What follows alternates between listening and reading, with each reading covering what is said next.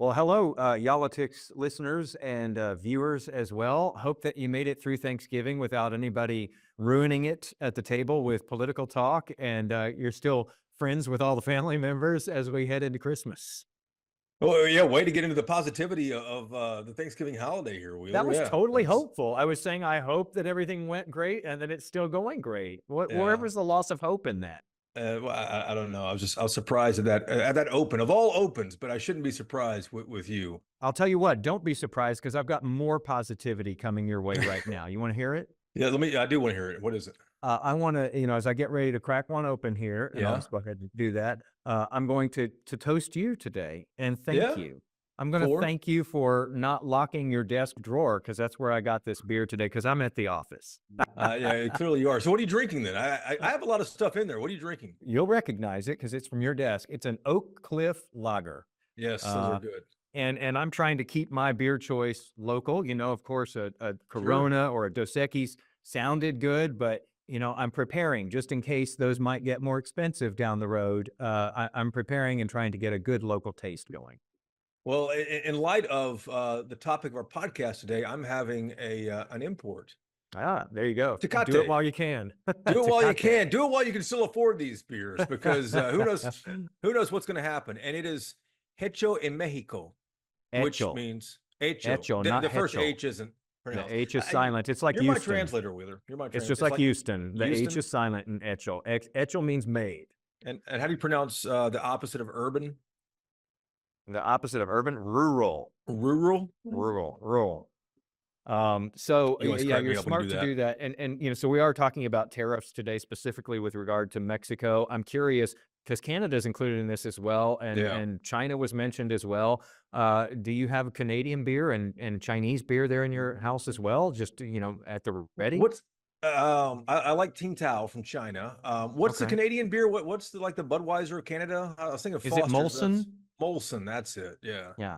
Yeah. yeah. This Weird is beer not. knowledge there. Yeah, that is odd bureau knowledge. Here's the deal. This has been in the news. President-elect Trump is trying to fulfill his campaign promise, and he told China and Mexico and Canada, listen, if you don't stop the illegal drugs and the undocumented immigrants from coming across our borders, we're going to add 25% on tariffs onto all products from Canada and Mexico and 10% for China.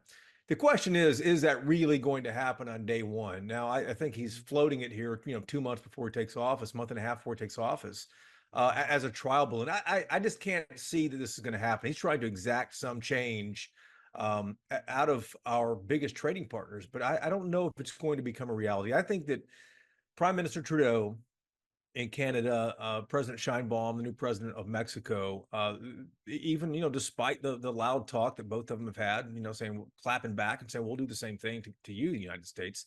I just don't think it's going to happen. It's not good for anybody. It's not good for the U.S. It's not good for Texas. It's not good for China, Mexico, or Canada. Yeah, interesting thing on that note. I agree with where you're coming from there. That maybe this is just meant to be floated out there, put them on notice, and maybe see if they'll come to a negotiating table and do some things and bend to some will here.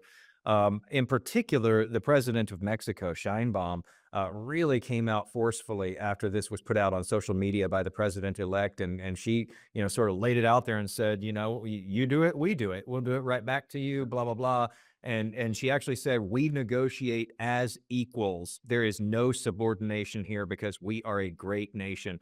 We're going to get into more of what she had to say here in just a moment. But I think it's significant because, the Associated Press spoke with an expert about this, Jason, and that expert said just the fact that she was so forceful in coming back like that could actually make this tariff go into effect because there's not as much face saving ability for Trump here, and he's not going to want to look like he's backing down in response to that, and so that's going to be interesting to see. It does that have something to do with the whole dynamic as far as this tariff, whether it becomes reality or not.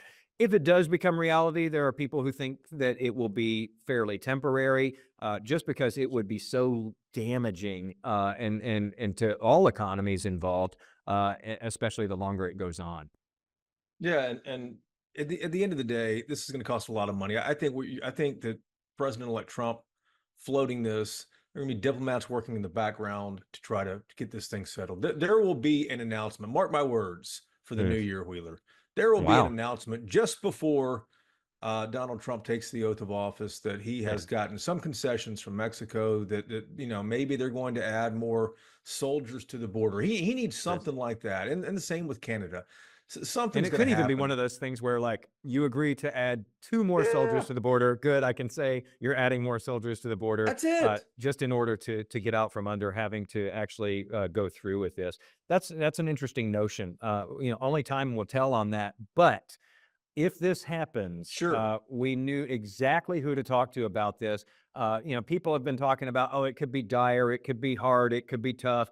We wanted some actual numbers on this, and there is the perfect guy here in Mm. Texas to give you the numbers. I mean, you give him the inputs, this guy can tell you what's going to happen down the road with something, and he's been crunching those numbers. And he is prolific at this. He is listened to by the titans in business and in government. Yeah, and his name's Ray Perryman. He runs the Perryman Group in Waco, and the fact that he ran these numbers and he's given them to yall-itics first. You heard it here first. But it shows the impact if this does become reality when President Trump takes the oath of office in January. If this happens, it's going to cost billions of dollars. It's going to cost thousands of jobs on both sides of the border, Canada, US, Mexico, US, and likely even China as well. That's why I think cooler heads will prevail. But putting the reality behind it is what Ray Perryman does, putting the hard numbers behind it. And that's why we wanted to give him a call. So, Ray, thanks so much for being with us to talk about this. Everybody's talking about it right now. Before we dive into some new numbers that we asked you to see if you could crunch on this, I just want to put this out there for people and maybe embarrass you a little bit. Your group there, the Perryman Group, which is based in Waco, has done extraordinary work over the years, and I just have to tick some of this off so that people understand where you're coming from. You've had more than 3,000 clients, two-thirds of the global 25, more than half of the Fortune 500 or Fortune 100 have been your clients. The 12 largest technology firms in the world, 12 U.S. cabinet departments, the 9 largest firms in the U.S., the 6 largest energy companies operating in the U.S., and the 5 largest U.S. banking institutions. And you all have put together all of these different policy studies, more than 1,000 of those over the years as well. So to say that you all work with the biggest power players on the most important economic issues is a huge understatement. Well, And you give you left out yall-itics off the list and there. Yall-itics, That's right, absolutely. yeah, you've been on Come on. Yall-itics several times, and That's so, right. that's huge right there. That's part of your pedigree. And we know that lawmakers in Austin and even in Washington pay close attention to the things that you all put out, and you give them the good and the bad and the ugly.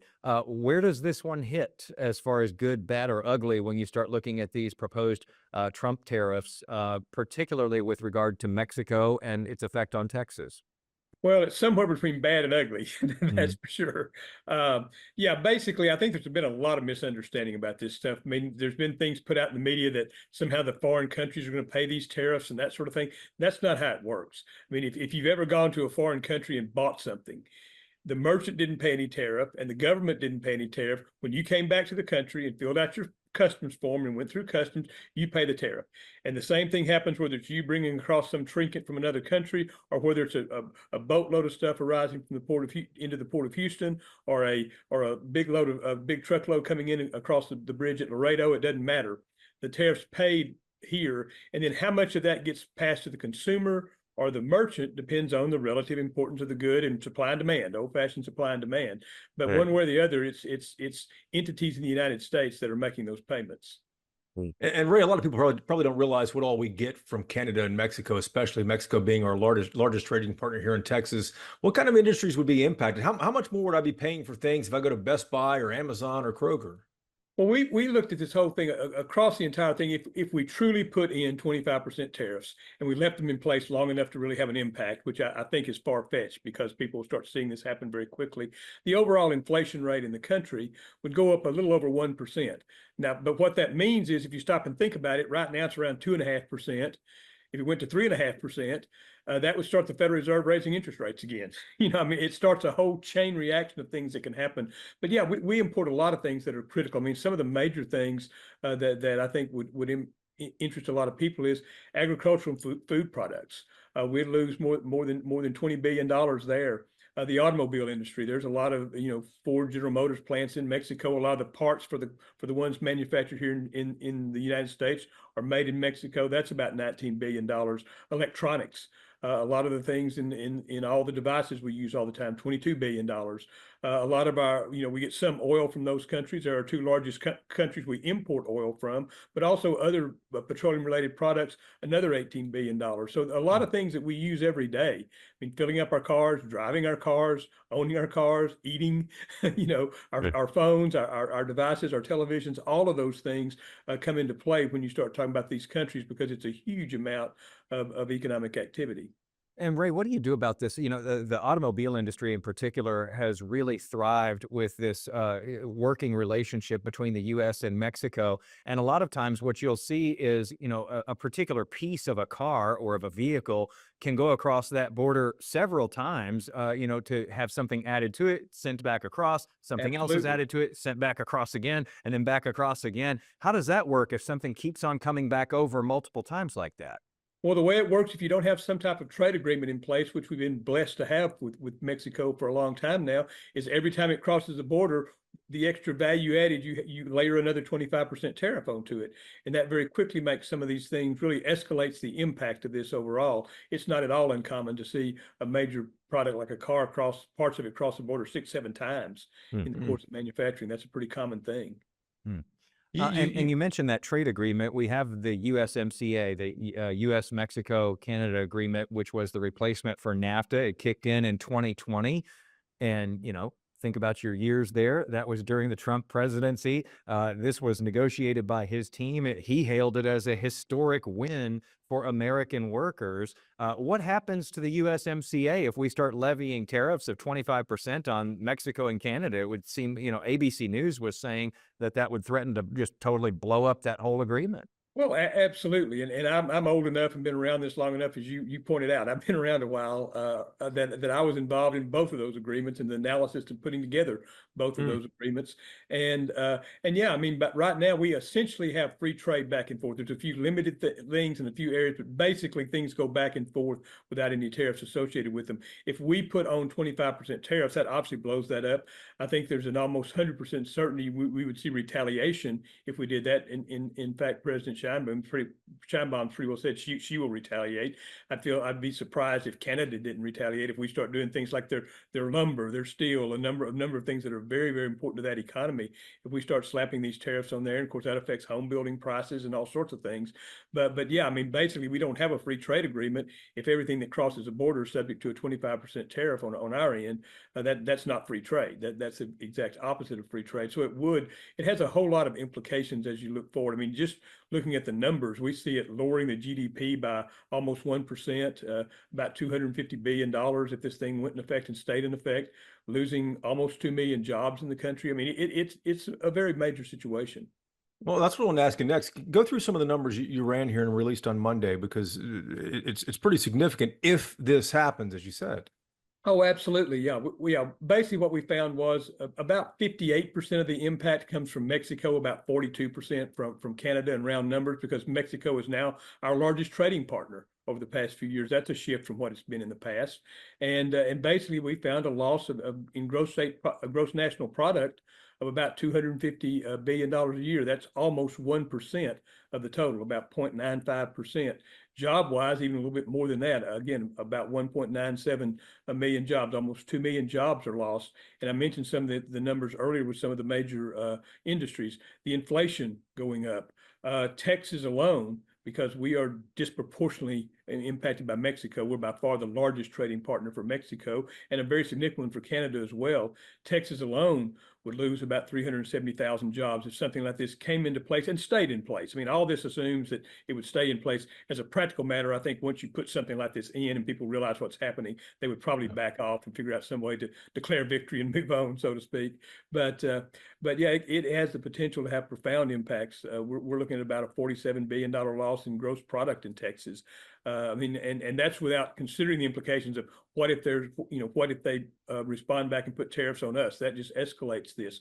What if this causes the Federal Reserve to raise interest rates? Again, it just escalates from that. We didn't put any of that into this. This is just basically what this particular provision would do, just a 25% tariff on both countries. Boy, those are some staggering numbers when you throw them out. And what really hits is, I think, that nearly 2 million jobs lost in the U.S. Would be Absolutely. the potential with something like this. It really kind of gives the gravity of what we're talking about here. I think a lot of people don't really understand tariffs or how they work, as you alluded to in the beginning here. But you can understand potential results if something like this goes into effect and actually sticks. And so I want to ask you this: Texas leaders, they're aware of, the trade that we've been doing with Mexico. You said Mexico is our leading trade partner. It has been here in Texas for a long time, but you were talking about nationally now they've overtaken everybody else as well, and they're the #1 trading partner for the U.S. So many elected leaders here in Texas, though, have been largely supportive of what President-elect Trump plans to do at the border. In fact, Agriculture Commissioner Sid Miller said that tariffs are a good negotiating tool and could encourage Mexico to shut down the border, and dismissed any potential economic impacts as temporary, according to the Texas Tribune. What's your take on that? Well, they'd only be temporary if the policy's temporary. That's why I say it's just inconceivable that something like this could last an extended period of time. I think there's better ways to negotiate about the border. We're already making a lot of progress there. We clearly have some issues that need to be addressed. There's no question about that.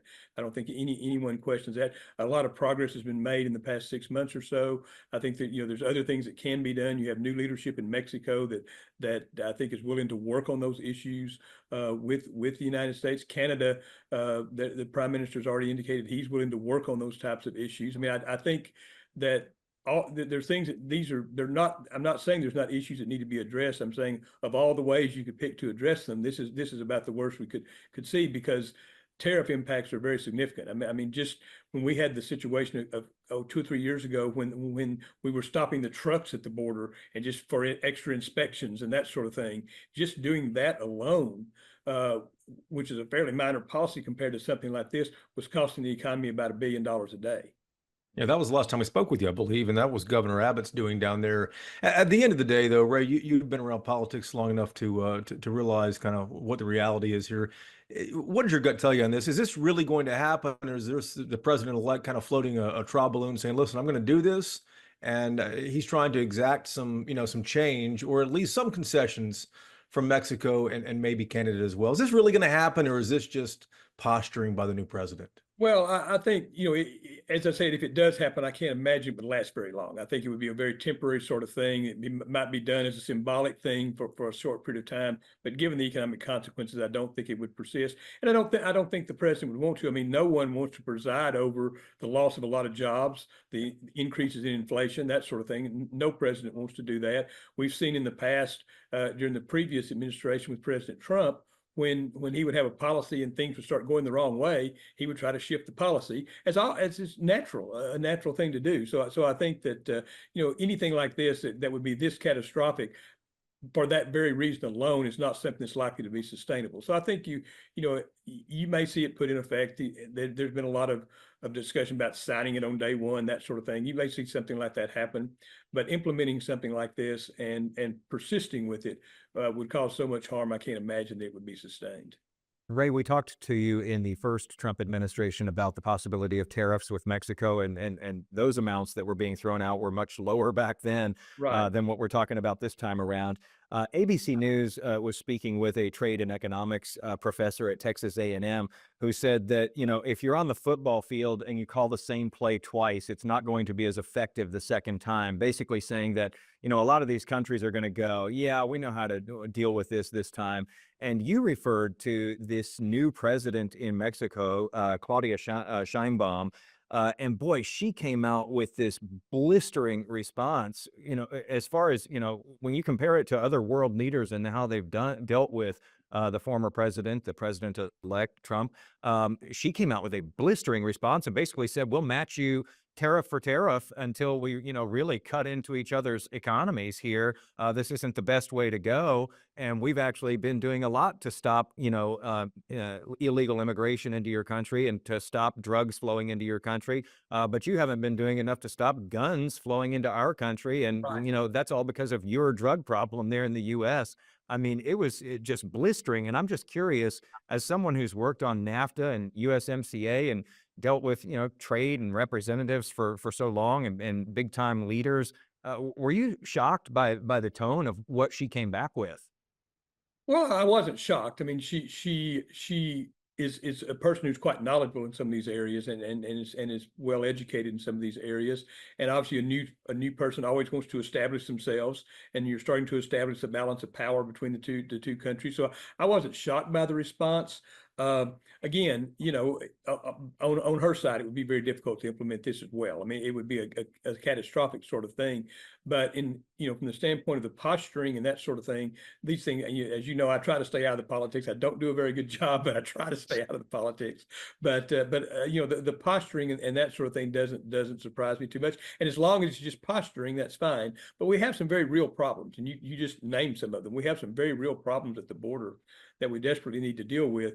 But I think cooler heads should prevail and try to deal with these things in a different manner than something that's going to really have prolonged adverse economic effects. Even around the world. I mean, during the campaign, there was talk about 10% tariffs across the board, maybe 100% tariff on Mexico, maybe 60% on China. I mean, a lot of numbers were thrown around during the campaign, maybe 20% across the board. A lot of countries, just for the same reason that President Scheinbaum reacted, a lot of countries are going to react negatively. If we impose tariffs on them, they're going to impose tariffs on us. This has been going on for centuries. And by the way, the math that shows us that this doesn't work was created in 1811. Okay, so it's not a new idea that this is not the best way to do things. Wait, say more about that. So 1811, give us a Well, history lesson on that. sure. Well, basically, trade. The principle behind trade is, even to take a simple world, if there were only two goods in the world, and you made both of them better than I did, and more than likely, if there are only two goods in the world, you would make both of them better than I would, because I'm not very good at that sort of thing. Even under that circumstance, if you did the one, and what the Cajuns would say, if you did the one you did mo better, the one you did a little bit better, had the relative advantage in, and we both did one and traded, we would be better off. That's the fundamental math behind free trade, that everybody's better off when you specialize in your relative advantage. That math was created by a guy named Robert Torrens, a member of parliament in England in 1811. 2 years later, one of the major economic books of the classical era, David Ricardo's Principles of Political Economy and Taxation, popularized it. And in the ensuing 200 plus years, no one has contradicted it, Yes. and no policy prescription has contradicted it, and no outcome of any tariff in the world has contradicted it. So, I mean, it's a very basic concept that this is not the way to solve our problems. So you're saying tariff wars usually don't end up with a winner. Yeah, I'm saying tariff wars never end up with a winner. I want to ask you something else about this because we talk about this, it's called the Texas miracle, just what the Right. economy here has done in over the years. And, Mexico has been such an integral part of that. And I'm curious, who needs whom more at this point? Do we need Mexico more, or does Mexico need us more? Well, it's mutually dependent. We very much depend on one another. And another issue, which is not controversial at all these days, immigration. I'll plunge into that one since you raised that question. Obviously, almost 1 out of every 10 workers in Texas is undocumented right now, today. 40% of our construction workforce, half our agricultural workforce, 30% of our hospitality workforce. And we basically don't have another place to get those workers. The number of undocumented workers far exceeds the number of people unemployed. And most of the people who are unemployed couldn't do those jobs. They're not in the right location to do those jobs and that sort of thing. So there's a strong interdependency here that we've had for quite some time, that we need to be working on sensible immigration reform that lets us do that more efficiently and more humanely than we do it now, with less risk to employers. We need to be working on ways that we can trade and cooperate more. But in that sense, I mean, you're looking at a situation where Texas needs Mexico both for its workforce and for the goods and services that are produced there, and for the synergies you create. As you pointed out earlier, some things it's cheaper to do in Mexico, where labor's at a premium. Some things where technology's at a premium, it makes more sense to do them here. specializing in trading, the thing I was talking about that people have figured out a couple of centuries ago, is the best way for both areas to be better off. But it's hard to say who needs whom the most because Sure. basically there's a strong interdependence. We share Sure. a 700-mile border or something with Mexico. I've actually traveled it. We did a project a few years ago where we went all the way from Tijuana and San Diego all the way over to Brownsville and Matamoros and that area across the entire border, and it's obvious Texas is the dominant player in that in a major way. That's a heck of a trip. It really is. Over a period of months, we were in all the different countries, all the different states in both countries, meeting with all the government leaders and working on some ways to, again, make things better, do things better, cooperate on infrastructure, things like that, which is, we've made some real progress in those areas over the past few years. It would be a shame to see something like this start to break that apart too, because both sides need better infrastructure to move things across the border more efficiently. And the cooperation on that is important as well. Ray, I think some people would be astonished to hear those figures, though, that you were talking about of how much of our workforce is in the shadows here in Texas and are actually illegal immigrants. It just makes me curious again. I mean, Texas is offering up land to the new Trump administration, saying, "Here, put your detention and processing centers here to get illegals out of the country." When you hear about how integral a lot of those folks are to the workforce here in Texas, that's going to be an interesting thing to see play out. It really is, and I understand it's gained a lot of political capital for a lot of people, and you guys talk about that stuff a lot more than I do. But basically, literally, if we were to truly do the extreme of what was said, and they're now talking about, well, we'll do folks who are convicted of crime, we'll do this, we'll do a few, this many and then that many, and we'll store them, we'll house them somewhere here and there. And there's starting to be more of that talk. But if they literally tried to remove the undocumented workforce from the U.S. economy at one time, as has been the talk and some of the rhetoric along the way, we couldn't open the doors tomorrow. I mean, we couldn't build anything, we couldn't grow anything, and we couldn't go anywhere because those three industries are absolutely critically dependent on this workforce. And basically, this is the way markets work. I mean, our population growth has slowed down dramatically. We're not having as many legal immigrants come in. We're almost to a point where we barely reproduce ourselves in terms of population growth. We still need more workers. Markets go find a solution. And the solution the market found was, there's some workers over here, let's go get them. Unfortunately, again, we have to do it in a way that sometimes they suffocate in box cars and things like that because of the inhumane way they cross. Some employers are breaking the law every time they hire someone, but that's the only thing that's available to us without some sensible immigration reform. And I think the silver lining to a lot of what's happening right now, at least I hope part of the silver lining is, we have needed real immigration reform in this country for at least 50 years. And if some of this discussion back and forth and some of the chaos that may come from some of these efforts that are being talked about can bring people to the table to have some sensible conversations and do some things that make sense, we could all be better off. I realize that's not the immediate short-term solution, but it may be something that can ultimately come out of some of what we're seeing right now.